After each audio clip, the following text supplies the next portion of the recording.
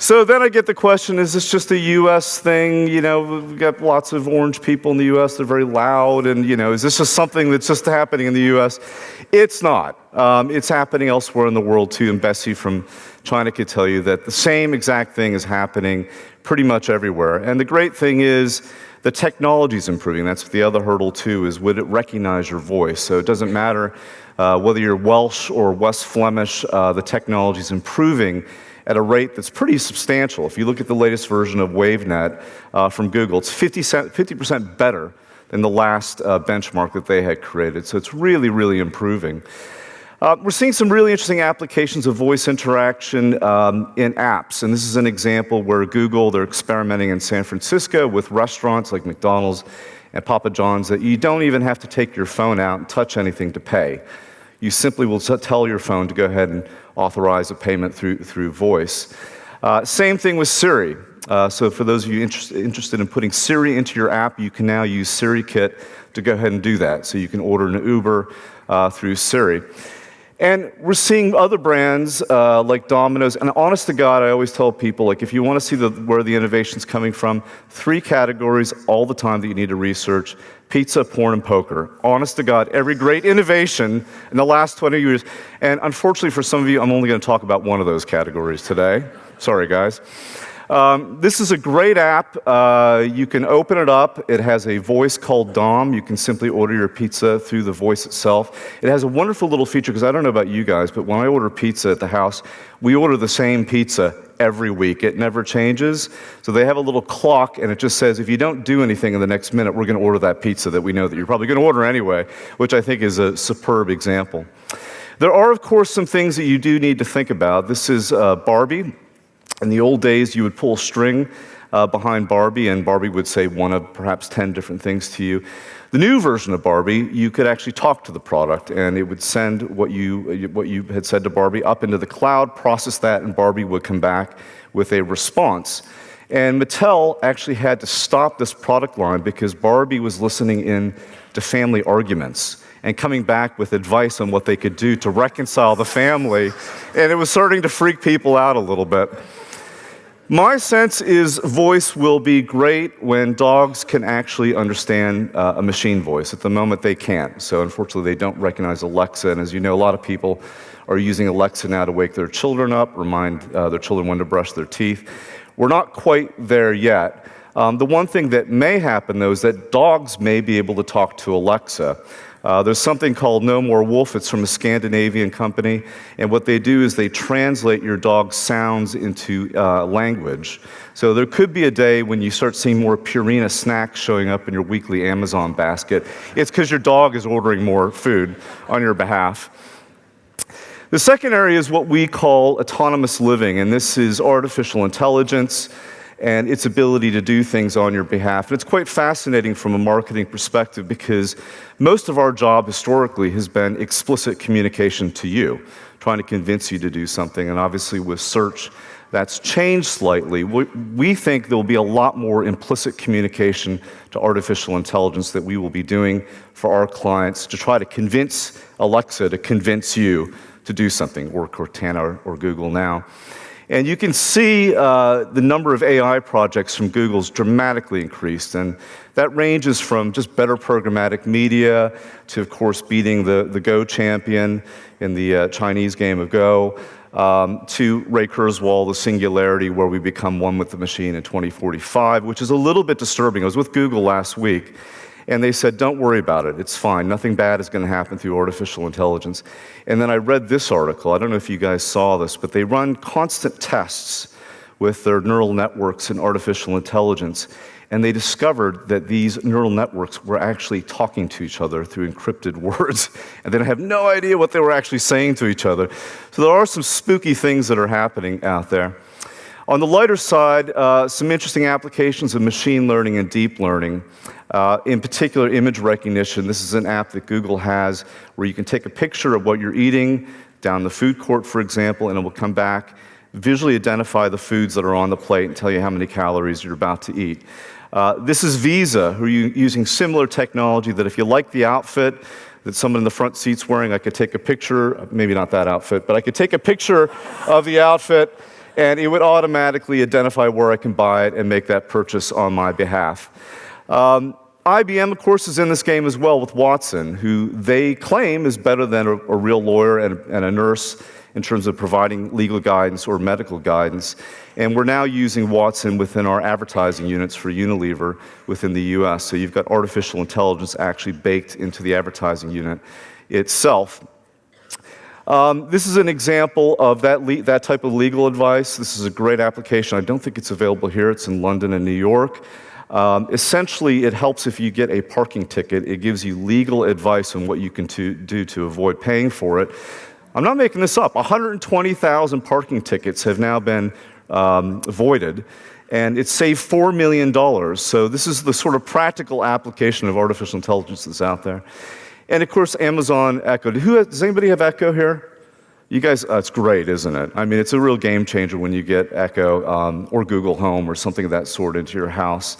And Alexa almost becomes part of the fabric of the family. And in fact, we have to turn Alexa off during dinner time because the kids keep prompting her to play different music all the time. So we've had to turn her off. But of course, people love Alexa. 250,000 marriage proposals to Alexa out there. So I don't know if you've seen this. This is crazy when you think about it. But she does become like this personality, and you don't want to annoy her. You want to be nice to Alexa when she's in the house. So with all this advancement in AI, and we heard quite a bit about it today, there are still some limitations. And I remember I talked about the neural networks talking to each other. Well, it sounds spooky, but this is probably the level of conversation. Okay, you can say it. Alexa, what's on my calendar tonight? Tonight, there is one event. At 6 p.m. there's Hey Google, what's on my calendar tonight? You have a calendar entry today at 6 p.m. The title is Alexa, what's on my calendar tonight? Tonight, there is one event. At 6 p.m. there's Hey Google, what's on my calendar tonight? You have a calendar entry today at 6 p.m. The title... We still have some work to do, folks. Anyway, so the third area is around immersive experiences, and there's all sorts of variations of this: wearables, implantables, augmented, virtual reality, and our clients are really interested in what they can do in these particular areas. Wearable tech, who's got wearable tech here? Any Apple Watch people? It's a few of you. I expect more of you to have that. Come on, guys. The shipment should go to about 187 million units. I think it's roughly about 300 million units in total will be available by 2020. There's some signs that the growth has slowed down a little bit, that people don't quite like what they're seeing. We'll find out. There is some really bizarre things in this space. This is the Japanese love bra in Japan. And what it does, when you go on a date, it senses your heart rate, and if your heart rate goes up, it automatically unlatches the bra. These are the connected hot pants launched by a French company at CES this year. The pants are connected to your phone and your GPS, so when you're walking, you don't have to look at your phone because it'll pat you on the left cheek or the right cheek. I've never done that on stage, actually, before. This is the first time I've done that. But it'll pat you on one cheek or the other if you have to take a left or you take a right. So if you see someone wearing that outfit, you'll know what's going on. And then some more serious things. This is High Mirror, again, I think by a French company, where they're doing diagnostics on your face and therefore what kind of makeup you should be putting on that particular day based on your conditions. In the augmented versus virtual reality, I mean, this is unbelievable, and there'll be a bit of this happening here at this conference where these people hate each other. I don't know, there must be some augmented reality people here and virtual reality people. So there will be a fight at 6 o'clock outside the conference hall between these two people. The augmented people are convinced virtual sucks. The virtual people are convinced augmented sucks. There's some mixed people. They're kind of in between a little bit. So, you know, where do you place your bets on this technology? And if you look at some of the forecasts right now, augmented reality, 46 million specific augmented devices or mixed devices that will be sold by 2020. So things like Google Glass, but hopefully an improved version of that. Apple's rumored to be creating a similar sort of pair of sunglasses or glasses as well. Of course, the big benefit of augmented is that it gets baked into your actual phone. And I think that's where we see most of the acceleration happening right now. And as you see with some of the statistics, there is some pretty good momentum. Of course, a lot of that came from Pokemon Go. Are there any Pokemon Go people here? There's a few of you. Oh, come on, raise your hand. There's got to be a few of you out there because we got to connect after this because my son actually gives me a list of rare Pokemon Go characters that I need to find by region, like certain Pikachus or Tauruses or so. So I've become like an international Pokemon Go bounty hunter. That's my life. I just travel around the world. So if anybody knows of any good Pokemons around here, please let me know because I have to go get them. He grades me. I go back, I literally look and go, not very good, Dad. Gotta do better next time. So Anyway, so Pokemon Go, if nothing else, put augmented on the map with, I think, pretty much every marketing department around the world. For the first time, they really got to see the experience. And of course, you get other variations of augmented too. If you're on Snapchat, for example, the filters that you put on your face is technically augmented reality.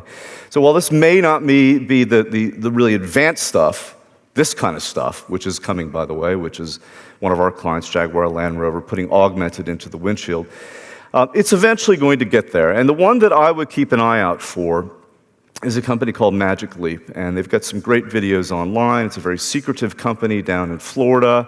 Not many people have seen the technology. Google's invested about $500 million into them, so when you do see Google Glass, the sequel, this technology may be baked into it. And what you see in this video is the actual experience itself, unlike some of the other videos that you see online where it's done through special effects. Hey Carly, it's Nick Jonas. I heard it's a big day. I hope you have an awesome birthday. Opening presents, hanging with your friends, and eating cake. Happy birthday from the biggest fan.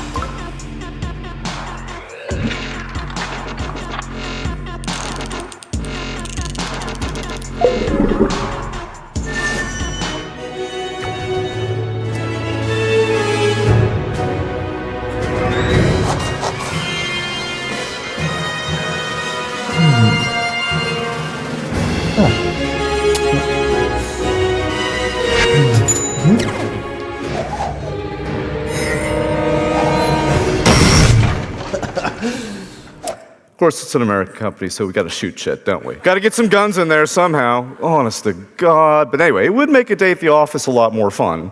Your boss would have no idea what you're doing. Right, where am I now? So, virtual reality, the flip side of the coin, the predictions there, about 200 million VR headsets sold by 2020. If you saw the sales figures from Vive and from Sony last year, it was actually disappointing. I think the actual sales were about 23% less than they had forecasted. I think HTC sold about 450,000 units in 2016. To give you some sense, Apple sells 900,000 iPhones every day. So it gives you some sense of the difference between. Nonetheless, we do believe there is something with virtual, and as that ecosystem grows, and the other issue is, of course, the expense of it. It's not cheap yet, $500. Once it gets down to, we think, about $100, $200, you'll see a lot more of these being sold. But we do think this could be the fourth screen, or something either augmented or virtually, that if you have the choice of watching the World Cup on your television, or you could sit in the very front row of the World Cup championships with the headset on and see it live on the pitch, you would probably do the later. So we do think this will be substantial. This is an example of a client using the tech.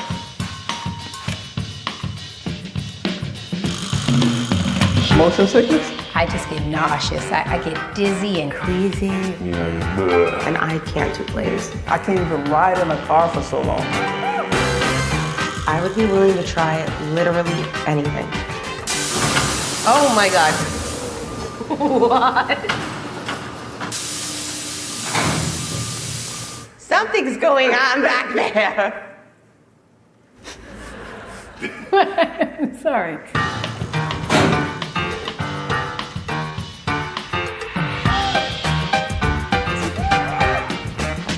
For today's test, our subjects will be suspended 15 feet in the air in a virtual reality simulator designed to induce motion sickness to test the very outer limits of Dramamine.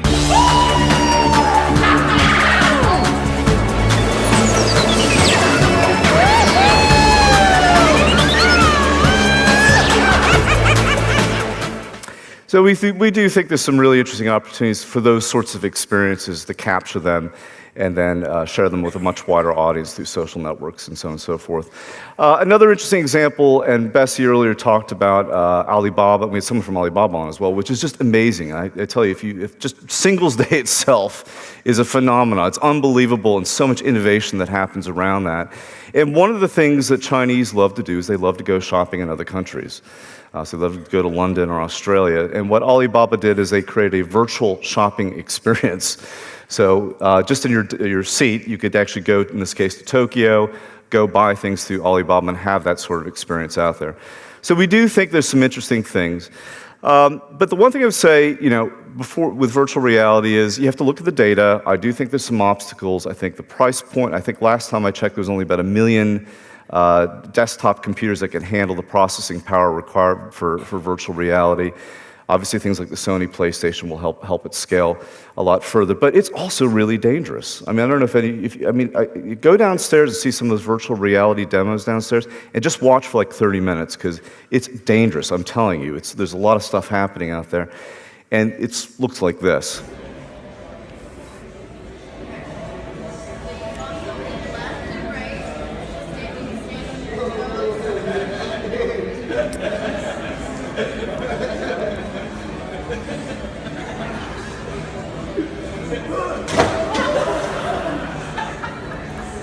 You don't want to be that guy. Be careful. Thank you, everybody, so much. It's going to be an amazing next 5 years. Thank you very much. Thank you.